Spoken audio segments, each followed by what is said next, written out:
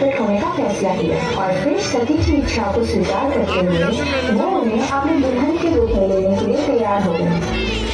अभी उन्हीं से मिलकर आ रही हूँ।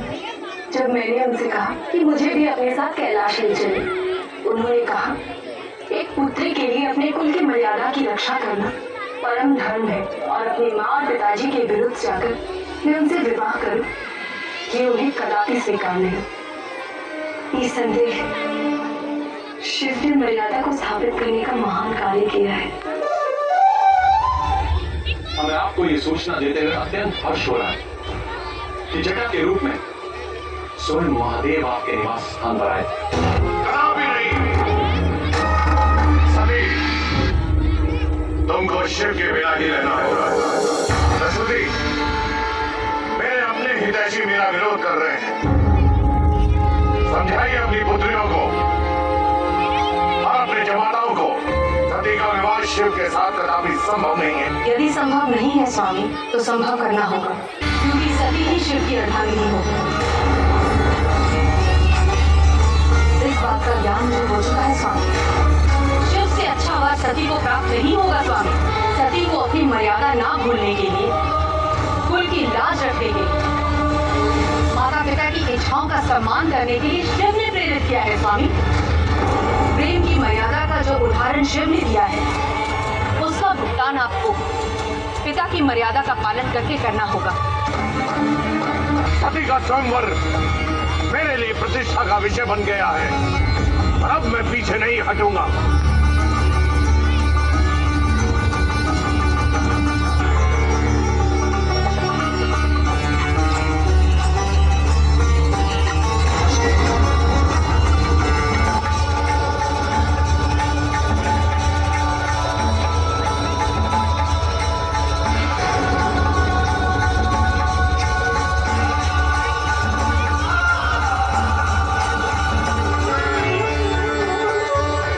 असंभव है, असंभव।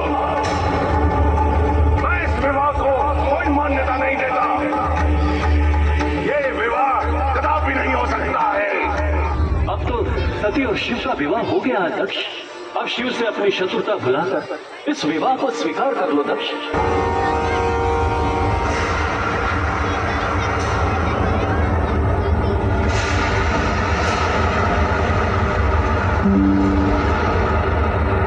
किंतु जो भी हो, सती शिव से विवाह करने के अपने निर्णय पे अटल थी और वे उनकी पत्नी बन गई और अपने पति भगवान शिव के साथ रहने के लिए कैलाश चली गई।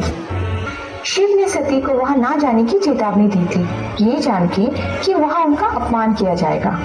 हालांकि तब सती उनकी बात अनसुनी करके चलने लगे, तो शिव ने सती की सुरक्षा के लिए अपने गण को उनके साथ भेज दिया। यज्ञ में सती को आते देख दक्ष गुस्से में उन पर चिल्लाने लगा और उनका अपमान करना शुरू कर दिया। अंत में सती से और सहन नहीं हुआ। उन्होंने पूर्व में दक्ष और प्रसूति को चेतावनी दी थी कि अगर उनका किसी भी तरह से अपमान किया गया तो वो उन्हें छोड़ देंगे। सती ने तभी क्रोध में देवी आदि शक्ति का रूप ले लिया। उन्होंने खुद को दक्ष से मिलवाया, ये कहते हुए कि वे अनंत शक्ति है और उन्होंने कहा कि वो अपने प्राणों की आहुति देकर अपना प्राण त्याग देगी। उन्होंने दक्ष को ये श्राप भी दिया कि दक्ष का नाश उनके पति भगवान शिव द्वारा ही होगा। इस प्रकार उन्होंने पवित्र अग्नि में प्रवेश किया और अपना मानव जीवन समाप्त कर दिया। वहाँ कैलाश में जब भगवान शिव को ये बात पता चला तो शिव पूरी तरह से नाराज हो गए और रुद्र के रूप में बदल गए। वे हर तरफ सब कुछ जला देते हैं और सब जगह को बंजर भूमि में प्रस्तुत करना शुरू कर देते हैं। बहन, उनकी सहायता प्रदान करने के लिए 8 अन्य देवियों की भी उत्पत्ति हुई, जैसे चामुंडा, ईशानी, मुंडमर्दिनी, भद्र, काली, कात्यायनी, वैष्णवी, स्वरिता। वीरभद्र और भद्रकाली ने दक्ष का नाश करके उनका गला काट दिया, जिसके बाद शिव ने अंततः फिर से जीवित कर दिया जिन्हें मार दिया गया था। यहाँ तक कि उन्होंने दक्ष को भी जीवन दान दिया। इसके बाद शिव ने दक्ष के सिर को बकरी के सिर से जोड़ दिया। शिव की करुणा और कृपा देखकर दक्ष आखिर में बदल गए और भगवान शिव का एक भक्त बन गया। शिव सती के वियोग से पूरी तरह से टूट गए थे। उन्होंने सती के जले हुए शरीर को अपने कंधे पे ले लिया और पत्नी वियोग में उसके साथ दुनिया भर घूमते रहे। अपने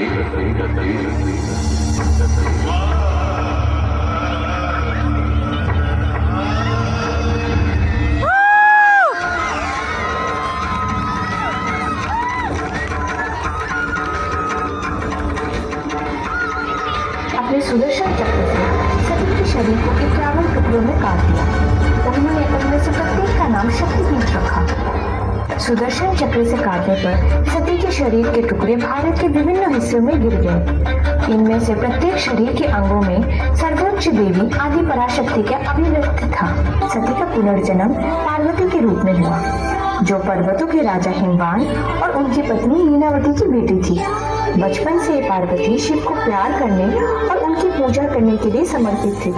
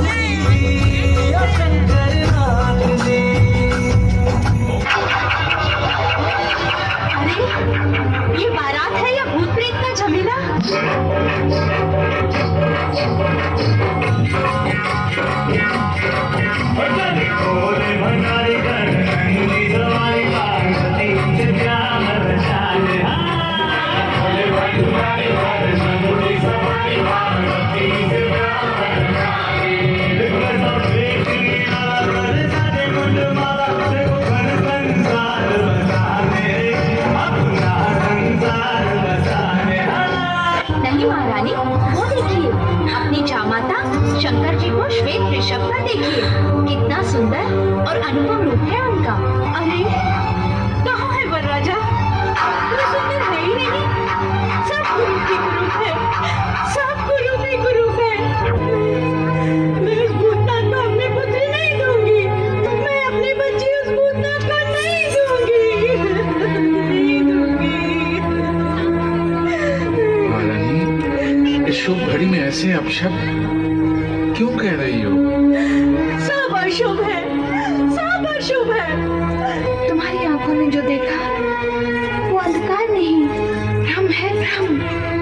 एक बार द्वार पर चलकर देखो, भ्रम दूर हो जाएगा।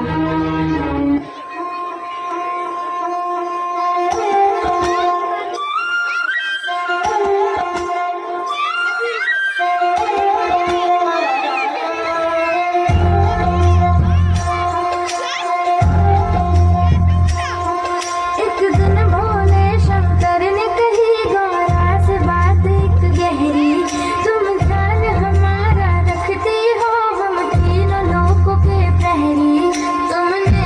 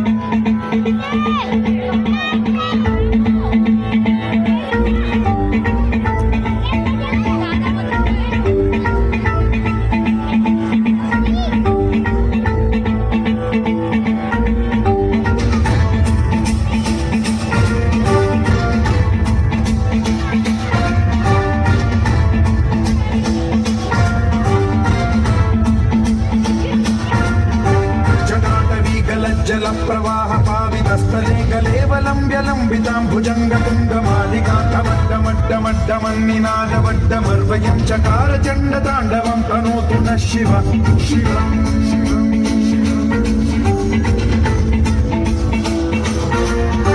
जटाकटाह सम्भ्रम भ्रम निलिम्ब निर्झरी विलोल वीचि वल्लरी विराजमान मोधरी धगद्धगद्धगज्ज्वलल्ललाट पट्टमावके किशोर चन्द्रशेखरे रति प्रतिक्षणम्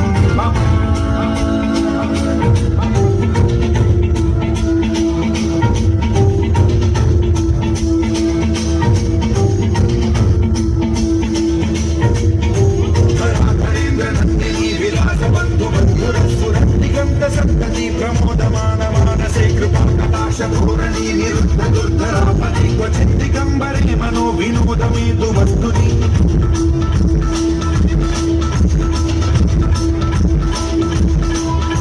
जटाभुजङ्ग पिङ्गल सुरफलामणि प्रभा कदम्ब कुङ्कुमद्रव प्रलिप्त दिग्वधूमुखे मदान्त सिन्धुरस्फुरत्वगुप्तरीय हेतुरे मनो विनोदमद्भुतं बिभर्तु